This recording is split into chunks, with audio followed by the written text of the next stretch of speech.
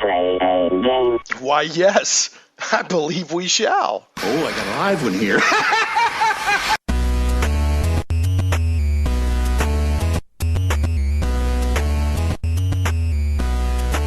Live from Little Rock, it's Shane Plays Radio, Geek Talk Radio, a journey into the things we love. I'm your host, Shane Stacks. Thanks so much for joining us. We're also joined by special guest today, comedian and host of Brain Trust TV, Michael Brown. Say hi. Hello. Oh, hi. Oh, hi. Hi there. And give the spiel again. You are the only... What is it? You have that great catch line. Oh, yeah, because it's really short and easy to remember. Yeah. It's yeah, lay it out there. We're we're YouTube's only comedic live audience, pop culture, geek-centric trivia game show that we know of. There you go, that we know of. I love it. You're like, that we know of. Yeah. So, but it's the only one I know of. Hey, during the live show, Michael didn't get a chance to give out the links to his Patreon and YouTube channel for Brain Trust Show. So here they are real quick. It's patreon.com/Brain Trust Show.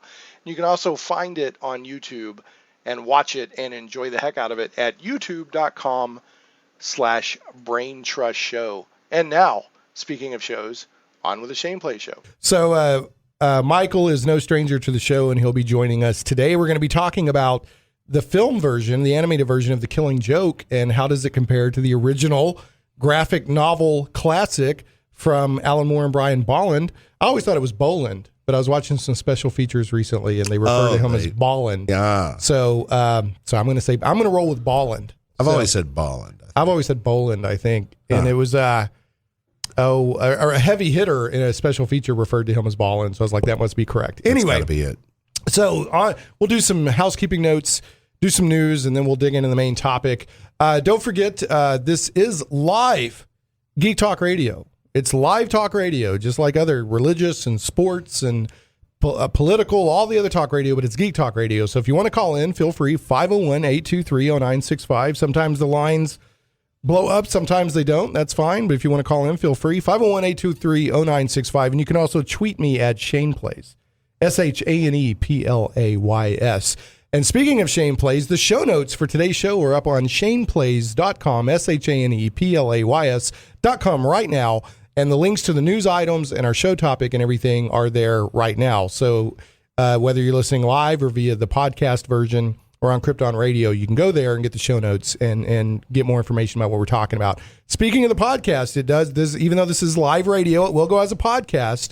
And that'll be posted to the blog at shaneplays.com. It'll be on iTunes, Google Play Music, Stitcher, and other fine podcast directories. I also put it up on YouTube, just the audio version. There's no video. A lot of people listen that way. And you can go to youtube.com/GoShanePlays. And finally, Shane Plays is also carried on Krypton Radio. Krypton Radio is SciFi for your Wi-Fi. KryptonRadio.com. We're a week delayed there. So, but anyway, whether you're listening live at 96.5 FM The Answer or via the live stream at the 96.5 FM TheAnswer.com website or the podcast or on Krypton Radio, I'm just glad to have you. So we're going to dig right into the news. We're going to truck right along.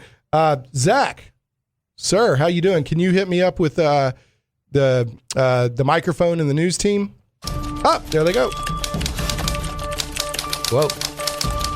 Hey, there they are, working hard on Saturday. And folks, don't forget that every dollar of Patreon support that Shane Plays Radio receives, that's a penny an hour raise for the news team. Man, I'm telling you, that's a deal. Wow, they love it too. They might buy a new fedora. I don't know. They got the little fedora with the press pass. Yeah, hanging out their thing. So, okay, so first news item here, the one and only Michael Brown will be joining us for the news segment to banter like a mad fiend. Sure. Okay, so this came out of San Diego Comic-Con, and I haven't had it as a news item yet, and I saved it purposefully for today's show because of what our topic of today's show is. But they announced, the the DC animation studio is continuing to put out more and more stuff. Yeah. And they were talking for a while about, or their thing for a while is they were trying to do one sort of in continuity, like continuing Justice League stuff or Justice League Teen Titans. So it was sort of like matching the continuity of the comic books. And then they're also trying to do one-off movie a year. Okay. For example, The Killing Joke, Right. So it sounds like they're ramping that up. But in essence, they were trying to do 2 movies a year. Okay. Well, they just announced 3. So on top of I have no idea what this is. So give it to me cold. I'm gonna hit you. Yeah. So we just had The Killing Joke came out. Yeah. And before that, we had Justice League versus the Teen Titans. Right. Which was I gave that one a miss. It was pretty good. Was it? Yeah. All right. It wasn't bad. So I watch them all. No judgment. Yeah. On my part. I watch them all. I hadn't gotten around to it. I like all the DC animated stuff. So, and I've gotten to where I like to troll the used movie places looking for trying to complete my collection, which is, I think all I need is All-Star Superman. And I think I've got them all. Yeah. I've seen it. I just need to own it. Yeah. So anyway, what they announced was, they announced another Teen Titans movie, that's sort of a sequel to Justice League Teen Titans. And it's called The Judas Contract. And they're going to tell there was a really well-known 4-issue arc in the 80s from 1984 called the Judas Contract. Yeah. And they're adapting that. No kidding. Yeah. Yeah. Okay. So, yep. And in some of the stuff that happened in the Judas Contract was Nightwing became Nightwing for the first time. I don't think that'll happen in this because the Damian Wayne Robin is in this Teen Titans. So I don't think the Nightwing thing will happen, but it Deathstroke is majorly featured. Jericho's in there. Jericho is Deathstroke's son. Yeah, came out. And then spoilers. Now I'm guessing they won't do this in the movie because Tara is not currently active. Okay. But Tara and Deathstroke were revealed to be having a relationship in the comic books. I don't think that'll be part of the movie because, well, no, what? No. Now that I think about it, at the end of Justice League Teen Titans, they show Tara at the very end, like in the mid-credit scene or something. Oh, is that right? Heading towards Teen Titans Tower. So anyway, I'll end with a spoiler. I am completely out of this. Yeah. This new animated continuity. I have no. Yeah. Let me ask you this. Let me stop the proceedings just for a moment. Yeah. Just so I can get some bearings here. Yeah. Is this current DC animation continuity an extension of the Bruce Timm, Paul Dini stuff at all? No. Not at all. No, it's basically the animated version of the New 52. Okay. Which I have a feeling that the status quo of that is going to change because they've changed the status quo of New 52 in the comics with Rebirth. Okay. Which is quite good, by the way. Right. You can go to my YouTube channel and I've been posting reviews of right on. Rebirth comics. I'm actually pretty impressed with Rebirth. Nice. I went into it very cynical. That's Go Shane Plays. Yeah. So anyway... So another thing, they've announced Justice League Dark. Yeah, they're going to do a Justice League Dark movie that's going to have like John Constantine, Swamp Thing, etc. And there was a Justice League Dark comic series for a short time, or I don't know how long it lasted. It's not going anymore, but it's more of the supernatural suspense side of the DC animated or the DC universe. Right. So there was a talk at one point of Guillermo del Toro. Directing a live action version of that. Yeah. But apparently that got scrapped. Well, Zack Snyder said, I'll just do that in the mainstream. I'm joking. But yeah, you made it dark enough. Yeah. So, but we both have said off the air, we'll say here. Yeah. And I said on the radio a couple of weeks ago that the recut Ultimate Edition Batman vs. Superman with the extra 30 minutes is much, much better. So much better. Yeah, much better. I still don't quite want that dark take, but it's a lot better than the theatrical version. Well, if Nolan is not a producer, I think we'll be okay. Yeah. Genuinely, I think... you think it's Nolan's influence? I think Nolan has... there was the transition between the Nolan-verse Batman into... Because everybody was so used to that. Right. And I think once Nolan kind of gets phased out of the production, I think we're interesting, because most people have been putting the blame on Zack Snyder. Yeah, I don't think that's correct. We'll see. And of course, they teased out of San Diego Comic-Con some footage of the Justice League movie, which basically has Bruce Wayne acting kind of like a mix of Tony Stark and Nick Fury and going around and recruiting people for a team. I'm down. Yeah, so we'll see what happens. I loved the Aquaman stuff. Oh, yeah. Yeah, and then Flash was like, I'm in. I need friends. I'm in. Yeah. It's going to be good, dude. I think so. I've watched the recut Ultimate Edition twice now, and I usually don't do that. Yeah. And it was good. So anyway, All right, and then so we've got Justice League Dark animated coming. Right on. We've got a Teen Titans, the Judas Contract movie coming, and then we have no details on this, but Bruce Timm is involved, and this kind of touches on what you were asking, like what is the continuity? Yeah, I think this is going to be an out of continuity, and it's Batman and Harley Quinn. That's the name of it, and it's a completely, and this is from TVOvermind.com. It's a completely original story from Bruce Timm. Not much is known about the film yet, but we should find out more closer to the release. Now, if they continue with what they've been doing, then Justice League Dark and Teen Titans would be, quote unquote, more in continuity. And then this might be more, hey, let us be creative here. Right? Because they did a Justice League Gods and Monsters. Right. That was not in, it was like, what if Zod had been Superman's father? And it was a much darker take on the Justice League, and it was quite good actually. So Wonder Woman was actually a new god, and then Batman was actually Kirk Langstrom, a vampiric Kirk Langstrom. It was quite good if you haven't seen it. It's weird. Yeah, no, I haven't seen it, but I always like those Elseworld. Yeah, it was very stories Elseworlds too. Anyway, it was very Elseworlds. Kind of puts everything on its ear. Yeah, things happen you don't expect them to happen. Right. It's a fun ride. Well, that was more in the style of Bruce Timm's DC animated stuff. Right on. Right. So it was cool. I liked it a lot. Okay, so next, for the video gamers out there, the first 13 years of Nintendo Power can now be read online, and that's via Uproxx. That's where the story is from. Now, Mike, you and I were like, whatever, right? Yeah, pretty much. But there's a lot of gamers that listen to this show and podcast. And Nintendo Power for a lot of gamers is like our comic books. Yeah. Like for 10, 12, 15 years, it was this like amazingly well remembered, get all your cheat codes and secrets and hints for. And so you can go to archive.org now, or the Internet Archive, I think is archive.org. And they've archived of most of the initial run, including the first issue. So the statute of limitations on all those cheat codes and all those and everything has been lifted, and now it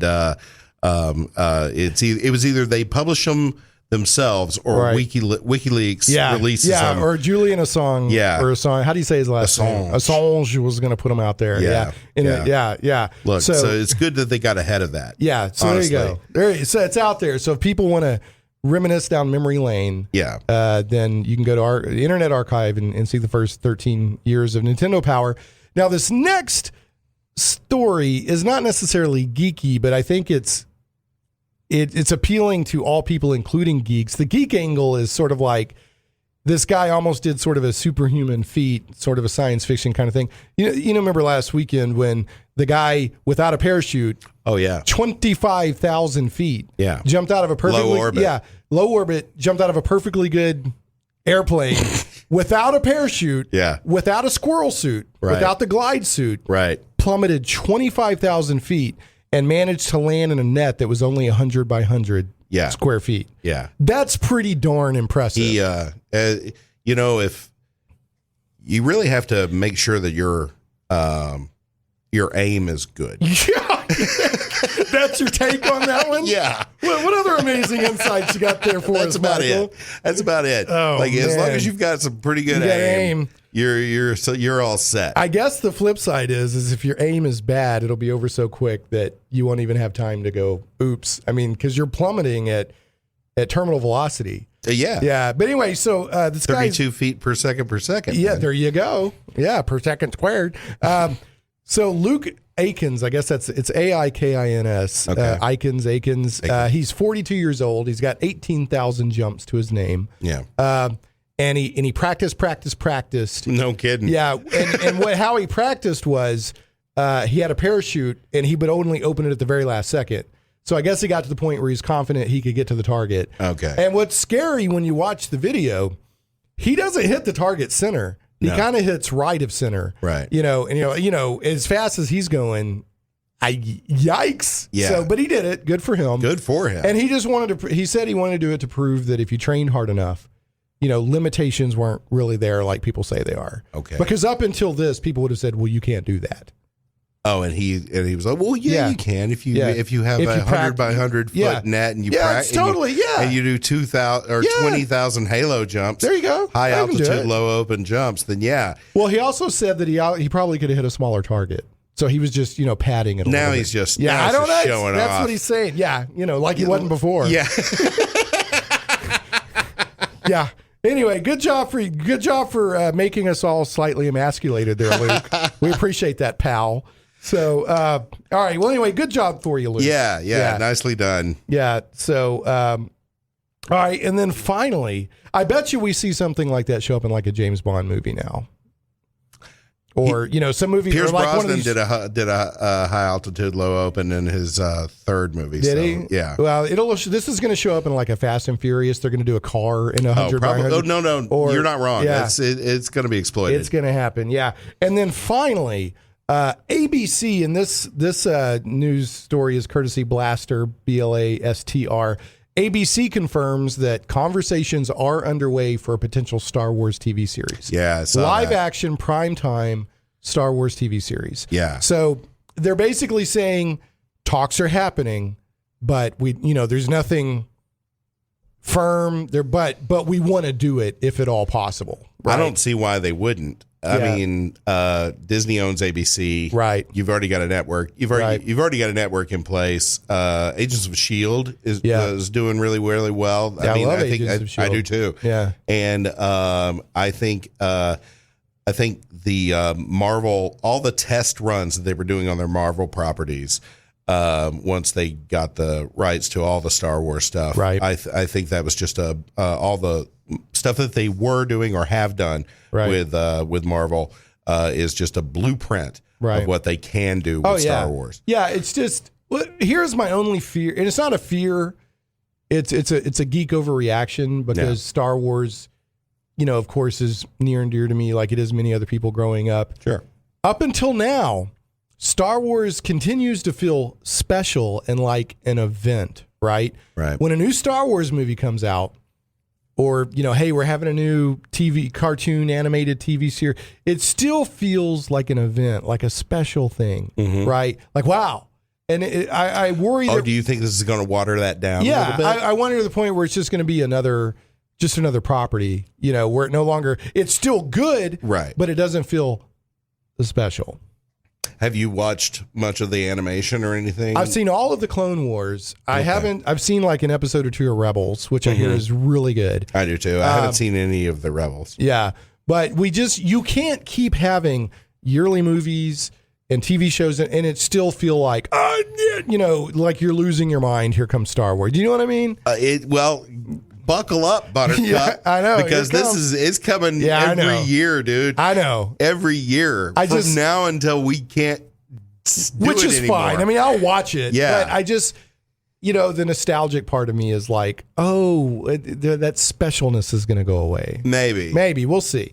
Or maybe it'll just be even more special all the time. We'll see. I mean, the people behind it, are not slackers. So we'll see. Star Trek proved you could have a film franchise and multiple television franchises at the same time during the 90s. This is true. And that was when it all looked like 90s effects. So I think I'm ready, dude. Okay. Well, that's I take your point. That's a valid point. Okay, we're about to go to a break. I didn't throw Pokemon news in here, but I will mention, since you were playing Pokemon, you're like, hey, dude, I'm looking for water because it's raining, so there's water Pokemon out. You dropped a lure downstairs on the Pokestop. Krabbies came out everywhere, man. Did they really? Yeah. I saw a news item. You and I both saw it on the TV up there that Pokemon Go leads to kittens being rescued. So I will just mention, last weekend they released an update.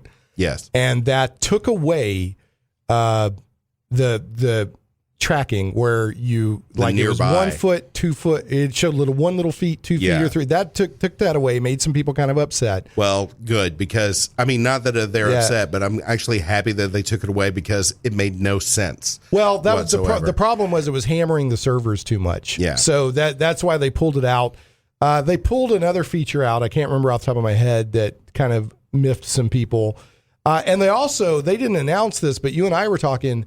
Some stuff's harder to catch now. Like Pidgeys and EVs are definitely 100% harder to catch. Like before I could catch a Pidgey and an EV like with my eyes closed. Yeah. And now they break out of the Pokeball, they run away. Mm-hmm. They're so the stuff's gotten harder to catch. Yeah. Yeah. The more common ones. Yeah. I hope you stocked up on all your Eevee candy and your Pidgey candy and your Rattata candy and everything. Even the Rattatas are harder to catch.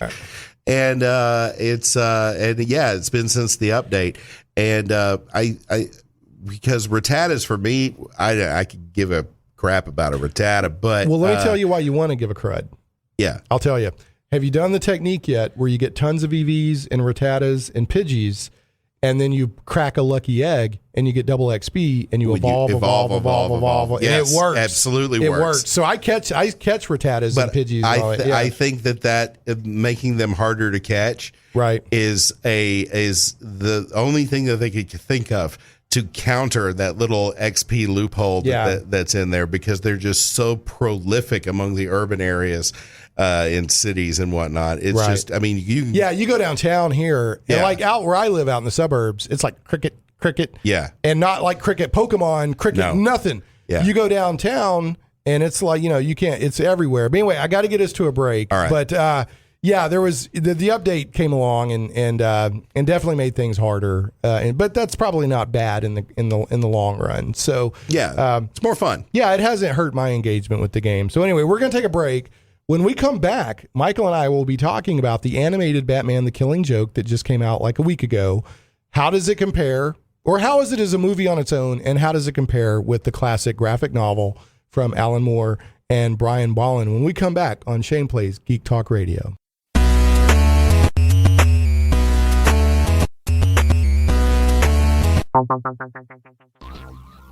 Comic book lovers, visit thewildstars.com today. From the mind of author and comic book industry expert Michael Tierney, it's not just a comic book, it's a comic book novel. The Wild Stars is sci-fi and so much more. Learn the explanations behind UFOs and space gods. This isn't the Twilight Zone. This is the region of the Milky Way galaxy known as the Wild Stars. We guarantee you've never read anything like it.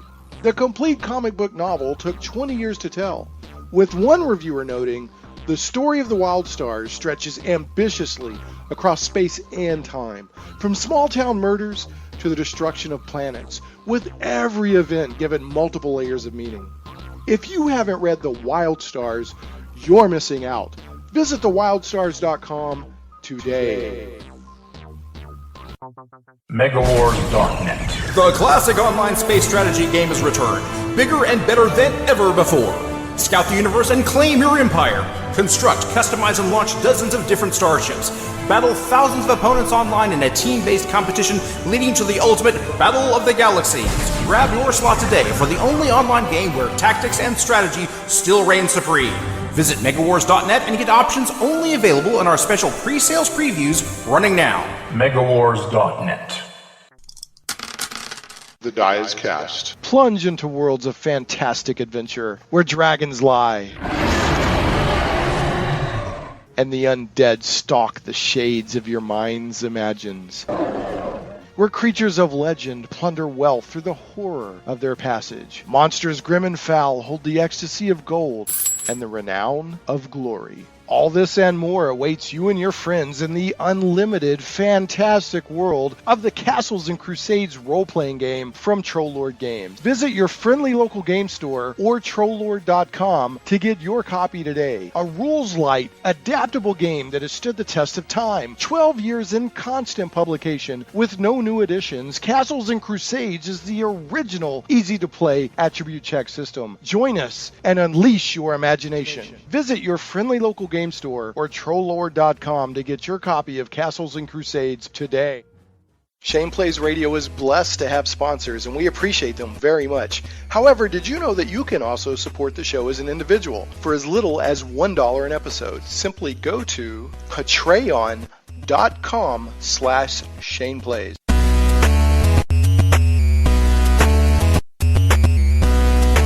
Hey, welcome back to Shane Plays Geek Talk Radio, a journey into the things we love. I'm Shane Stacks, your host, joined by comedian and host of Brain Trust TV, Michael Brown. And Remember, this is live Geek Talk Radio. You can call in if you so choose at 501-823-0965, or you can tweet me at ShanePlays. That's HANEPLAYS. Lines are open. And we're talking for the rest of the show about the new Batman animated movie, Batman the Killing Joke, which recently released. They did a big Fathom Events thing where you could see it one night only, like on a Monday night, and then like a week later it came out on video. And or actually they're doing this thing now where you can get it digitally a week or two before the DVD or Blu-ray or whatever. Anyway, so it came out, and I'm going to let people know right off the bat, this is going to have spoilers in it. Oh, okay. That was my first question. Yeah, no, I totally. Yeah, no, we're gonna lay it out there because the graphic novel's been out there for 30 years, since '88 or something like that. Yeah. It's been out for a couple of weeks now, and you know, I'm like, we're not doing Suicide Squad today because that just hit the theater, right? And we, you know, I don't even know what the story of Suicide Squad is yet. So, you know, but Batman the Animated Killing Joke is based on a property that's been out there forever. It is known. It is known. So, and it's been out for a couple of weeks now. So if you don't want to hear spoilers, you know, just turn it. I know that, you know, pause this, go watch Killing Joke, and come back, and then come back because you can get it digitally. Yeah, you can go to Amazon or whatever. You can run, or you can go. We'll give you a minute or two. We'll give you a couple seconds. Go ahead and pause it right now, and then check it out. Go check it out. Come back. Okay. So, in order to talk about this, we have to talk about it on two levels. Yeah. Okay. And we're going to talk about it on those two levels. First, just as an animated movie. If I've never heard of the Killing Joke graphic novel, I don't know anything about it, or I've heard of it but never read it. Right. And I turn on this movie and watch it.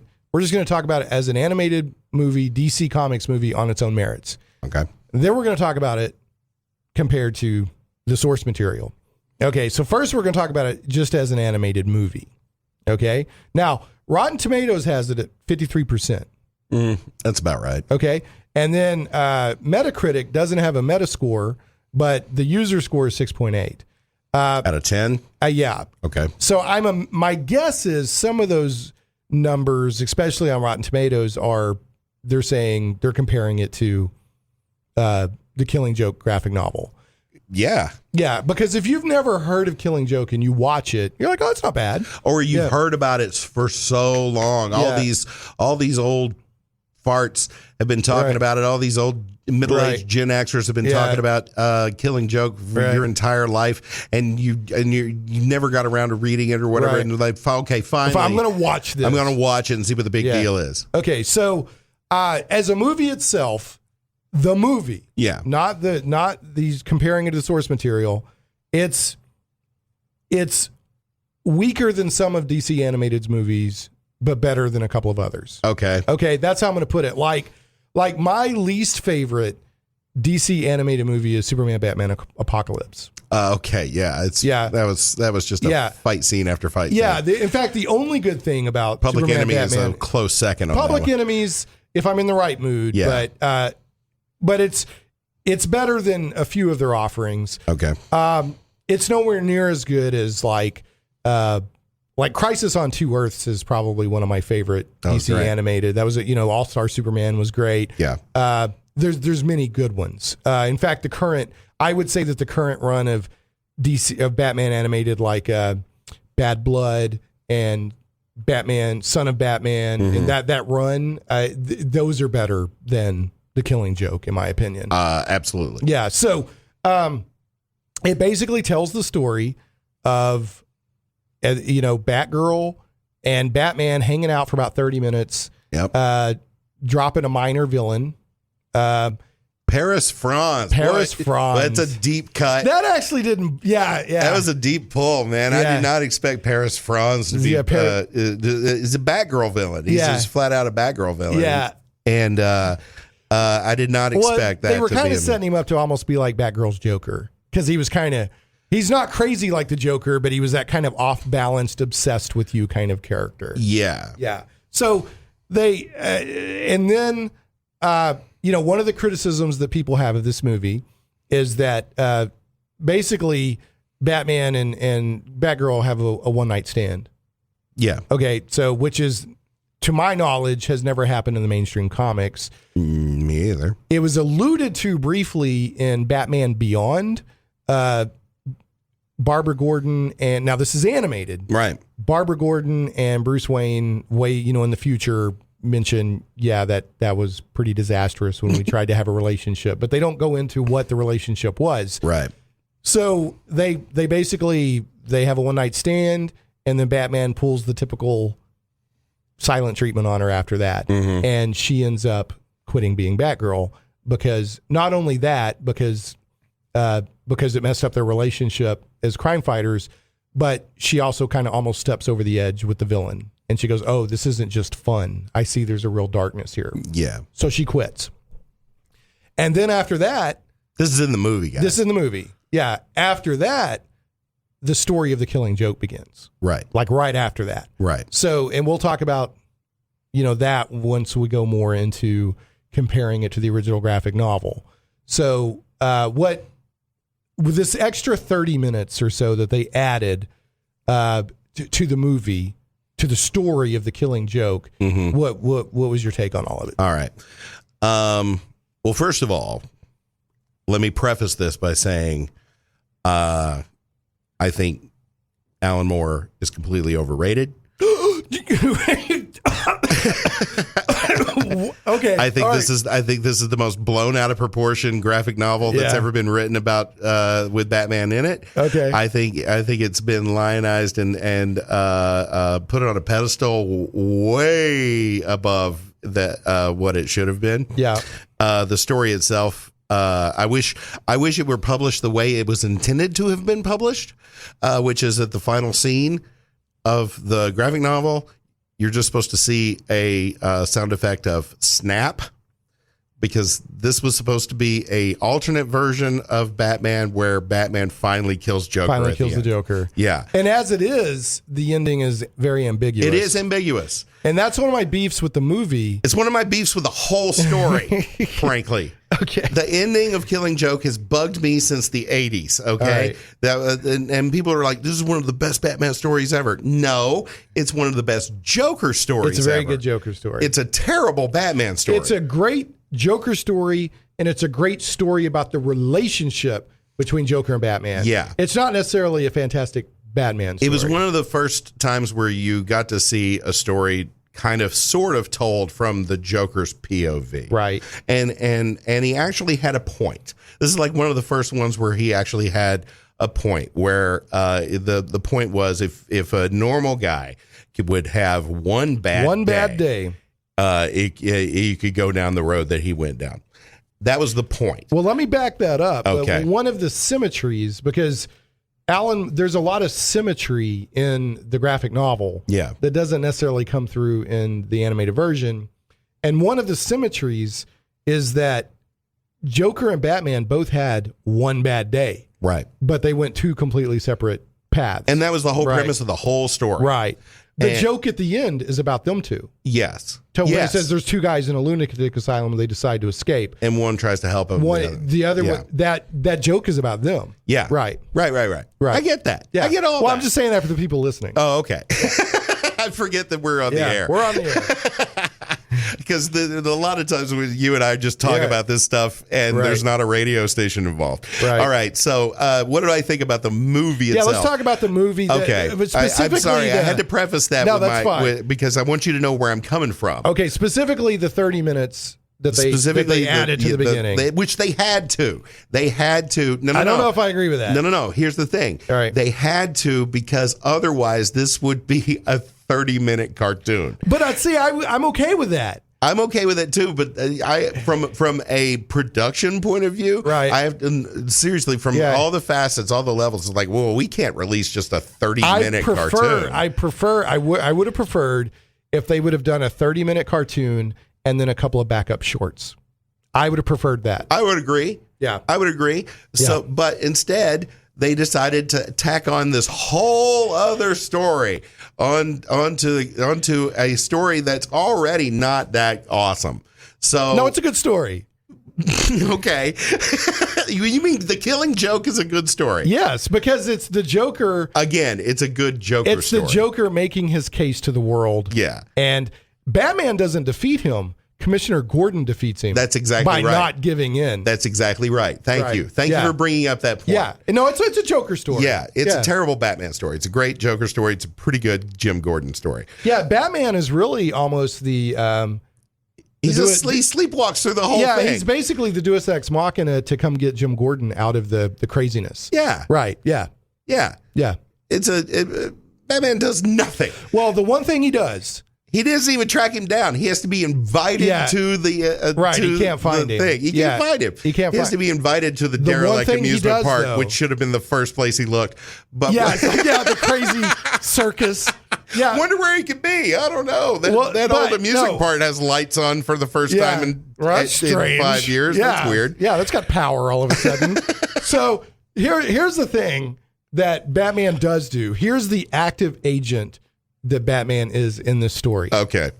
It happens at the beginning of the Killing Joke part, not at the beginning of the Batgirl stuff. Which we'll get to. Yeah, at the beginning of the Killing Joke portion of the movie, and at the beginning of the graphic novel, he approaches Joker and says, "We've got to talk. I want to know that I made one chance to try to talk things out with you." Yeah. And then they finally have that talk at the end of the story. Right. So that's the one active agent thing and that's what sets it all off, because he realizes that Joker's escaped and da-da-da-da. But anyway, back to your take on the movie and the Batgirl story. Okay, so since the Killing Joke story in and of itself does not have enough meat on it to make an hour long animated story. It does not. They had to tack on all this extra stuff, which for somebody who is watching The Killing Joke for the first time, like you're saying, because every time they have to make these as though somebody who's watching this who has never watched this before. So you take one of the most well-known little graphic novels, right? That people really, really enjoyed, because it was one of the first times we saw Joker just go completely maniacal, and I mean off the rails maniacal. Comic code. Pushed to the side. Right. We're not going to be code approved. It's not lascivious nudity, but there's nudity in it. Sure. And it's not intended to get you excited. Not at all. This is gruesome. This is some real. This really showed or really reinforced the Frank Miller style Joker that we got in Dark Knight Returns, which was just a unbridled psychopath maniac. Yeah, absolutely. And that changed. Those two stories changed the character of Joker forever. Yeah, forever. Agreed. Tim Burton took the origin of the Joker that's suggested in the graphic novel and made that the origin in the Batman movie from 1989. Yeah, culturally, this cemented who the Joker should be portrayed as, I think. So it's an important piece of work. I'm not saying it's great. I'm saying it's an important piece of work in culturally, but it's not enough to hold up for an entire movie. So yes, you've got to pad it out. So all right. So people may not know that much about Batgirl. You don't really have a lot of Batgirl stuff in the cartoons necessarily. I mean, she was in the animated series of the last season of the Batman animated series back in the 90s. All right, fine. Was she utilized much in the Justice League series throughout? Now, I'm strictly talking about animation here. Not very often, if at all. So we have to educate the non-educated people about who Batgirl is and what her motivations are and that sort of thing. I'll get into that when we talk about the graphic novel part. But okay, I disagree with that point, but I'm not going to go into why right now. That's fine. All right. So, but I'm just giving you the reason why that 30 minutes had to be set up. But I think it actually took away. I totally think it took away from the act that Joker does upon her. And causes her to no longer be Batgirl. She decided not to be Batgirl on her own before Joker shot her through the spine. In original continuity, she's straight up Batgirl, and then he blows her away. And now she's not Batgirl. And now she's... It took that choice. It took the agency away from her to make that choice. Which makes what he did even worse in the comics. Exactly. Right. That's exactly right. It makes it more horrific. It makes it absolutely... It makes him even more dangerous. All right. So here's my thoughts on it. Yes, we'll cut to a break, and we'll come back and talk about the Killing Joke part. I actually wrote my notes out here. I don't always do this. So the 30 minutes ad at the beginning was good on its own as a short film to show why Barbara quit being Batgirl. The villain was kind of interesting. It was a little bit meta and mildly preaching on objectifying and disrespecting women. There was a little bit of that in there. A little bit. Yeah. A little bit of that in there. And at the very beginning, when I talk about being meta, at the very beginning, Batgirl's voiceover says, I know this isn't how you expected the story to start. Wink, wink. I don't know if you remember that. And she's exactly right, because I thought it was going to start with a killing joke. Right, that's what I'm saying. So that was very meta. Yeah. And then, but I did say it made the overall story more Batgirl focused, when the Killing Joke story is very much about Batman and the Joker's spiraling relationship towards inevitable death by one or both hands, as well as Batman and Joker being opposites of the same coin, being created by one bad day. And then also Joker's whole thing is, I'm going to make Jim Gordon go mad, which he doesn't, so he fails. Right. And of course it introduces the possible and most popular version of the Joker's origin. I said adding Batgirl's story weakens this focus. And here's where you and I are going to disagree. I said, in addition, I was like, we're in lockstep so far. I don't know what you're talking about. I said, in addition, Alan Moore is a bona fide genius. Oh my gosh! And The Killing Joke is one of his most well-known works and has impacted the DC continuity and comic storytelling in general. The story stands on its own, with or without a deeper understanding of who Barbara Gordon is as Batgirl. I think you're right. Okay, so except about the Alan Moore being a genius. Okay, that's not right. But I think you're.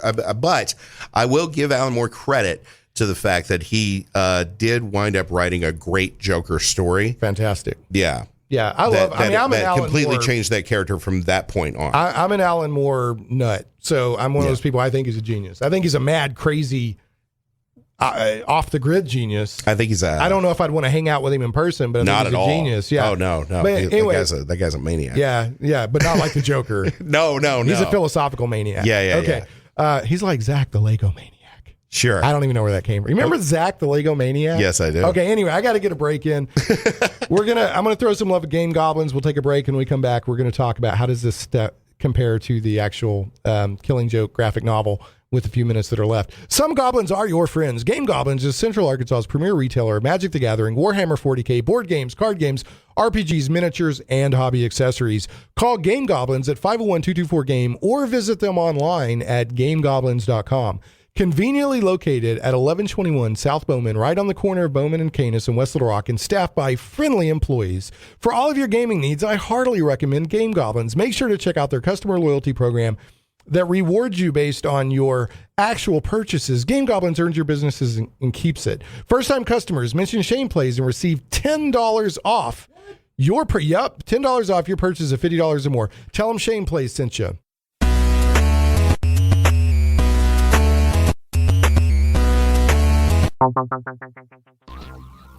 Comic book lovers, visit thewildstars.com today. From the mind of author and comic book industry expert Michael Tierney, it's not just a comic book, it's a comic book novel. The Wild Stars is sci-fi and so much more. Learn the explanations behind UFOs and space gods. This isn't the Twilight Zone.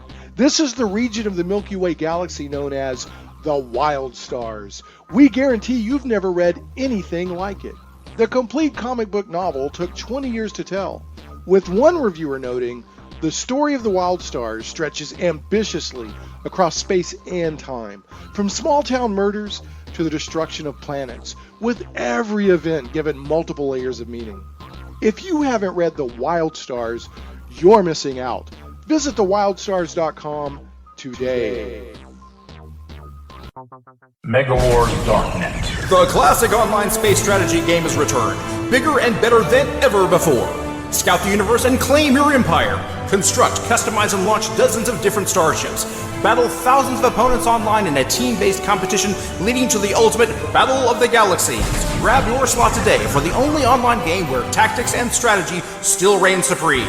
Visit MegaWars.net and get options only available in our special pre-sales previews running now. MegaWars.net. The die is cast. Plunge into worlds of fantastic adventure where dragons lie and the undead stalk the shades of your mind's imagines.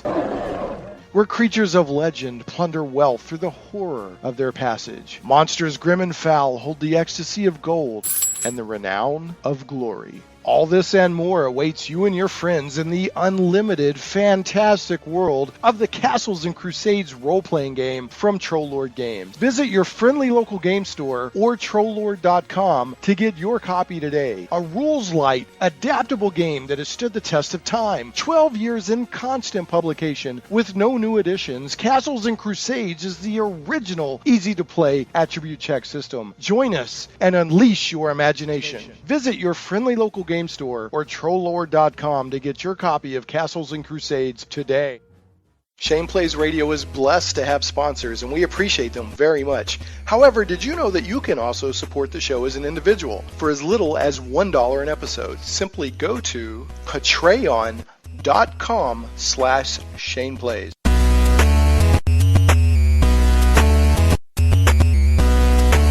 Hey, welcome back to Shane Plays Geek Talk Radio, a journey into the things we love. I'm your host, Shane Stacks. This is live Geek Talk Radio. Lines are open, 501-823-0965, or you can tweet me at Shane Plays, ShanePlays. I'm joined by Michael Brown, comedian Michael Brown, and host of YouTube's very own Brain Trust TV Geek.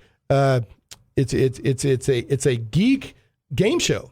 Yeah. So Brain Trust with Michael Brown. With Brain Trust with Michael Brown, recorded live. I put the name in the title. There you go. Very clever. Very clever. And then it's recorded in front of a live studio audience and put on YouTube. It's super cool. Check it out. We've got about 6 or 7 minutes. Okay. Which in radio time is like, we'll blink and it's over. Yeah. So. All right, real fast. Lightning round. Yeah, let's dig into, we talked about the animated Batman, The Killing Joke, as a movie on its own merits. We said it's watchable. Yeah, it is. It's not terrible. It's not great. It's just, hey, here's a Batman movie with Batgirl. And frankly, it's like the origin of what the computer. Oracle. Yes, it's an Oracle origin story almost. And that's one of our you and I both feel that by adding all that, it took away from the focus of the main Killing Joke story.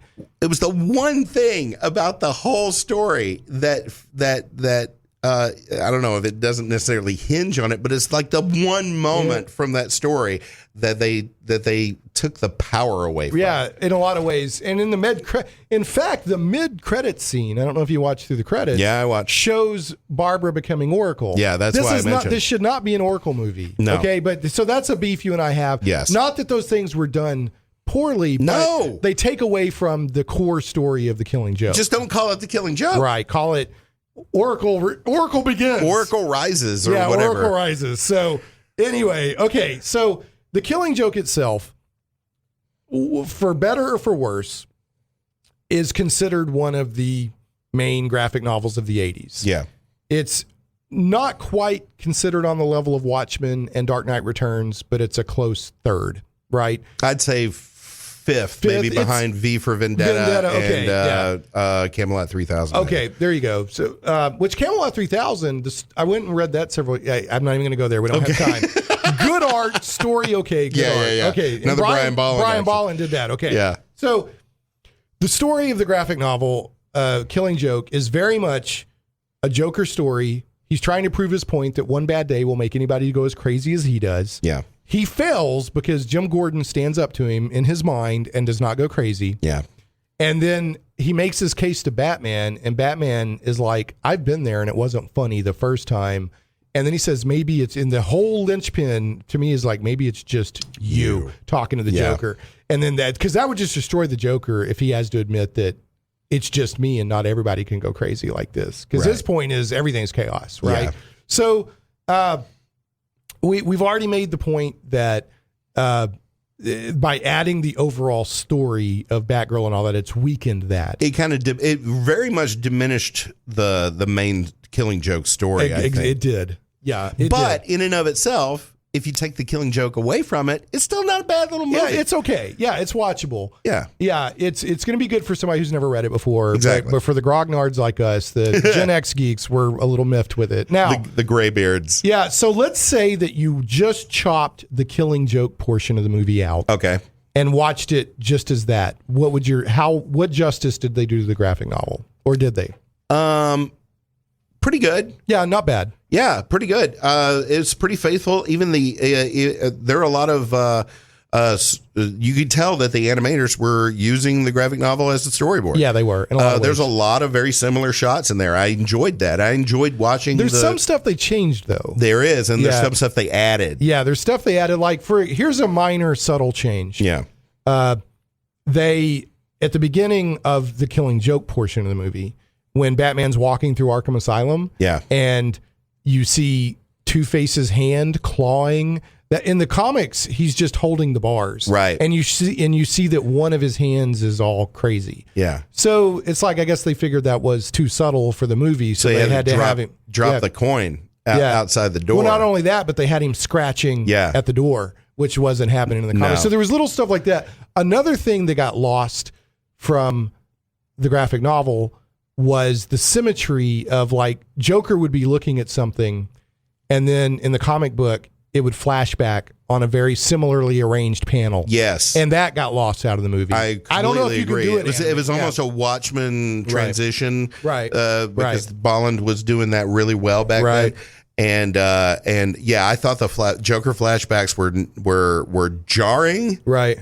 They were necessary, but they were very jarring. In the graphic novel, they just seem it's so smooth. Just smooth. Yeah. Smooth like a baby's bottom. Smooth like the flashback transitions in Highlander. Some of my favorite smooth. Yeah, very smooth. That kind of thing. Okay, so I'm going to mention, here's some scenes I noticed they added. Okay. Which I do not feel were necessary. But they feel that they were. There's a scene where Batman goes and talks to prostitutes. And they're like, yeah, usually he comes to us right when he gets out. Yeah. But he hasn't this time, which implies stuff about the Joker that's never been implied ever in comics. Completely not. And that's not in the character. And that's not in the graphic novel at all. Right. So they're basically saying every time he breaks out, he goes to a prostitute, which I'm like, why did you put that in there? Yeah. Another scene they put in there, and then I'm going to shut up and give you a final thought on this because we're about to run out of time. That scene where they had Gordon throw the Book of the Law at the Batman silhouette, not in the graphic novel. I actually liked that though. Yeah, but it wasn't in the graphic novel. I'm like, why do you think they put that in there? Because that was illustrating to Jim Gordon that the Joker, he could throw the book at him all he wants to, but Batman would always stop true justice from being meted out upon him. Interesting. Okay.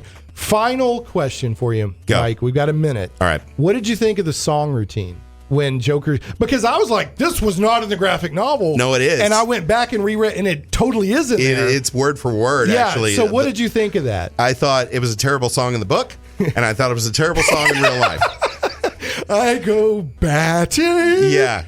Did you think they should have done that? Yes, but I wish they had made it a better tune. Yeah. Because it was, like I said, Alan Moore is not a songwriter, ladies and gentlemen. Well, they imply in the graphic, they show him singing and he's kicking his legs and all that. Yeah. But yeah. No, they transitioned it exactly correctly and it just showed how awful it really was. All right, terrible song. We got 30 seconds. Okay. They did an acceptable job of adapting the graphic novel. Yeah, some good stuff, some bad stuff. Yeah, you like the scene they added. The one thing, I think they totally blew the last sequence and it wasn't ambiguous enough. Because the graphic novel is very ambiguous. Are they laughing or did he kill him?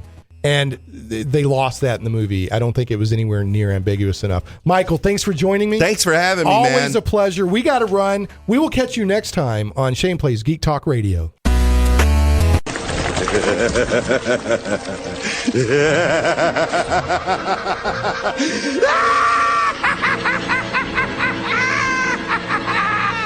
Shane Plays Radio is blessed to have sponsors, and we appreciate them very much. However, did you know that you can also support the show as an individual for as little as $1 an episode? Simply go to patreon.com/ShanePlays.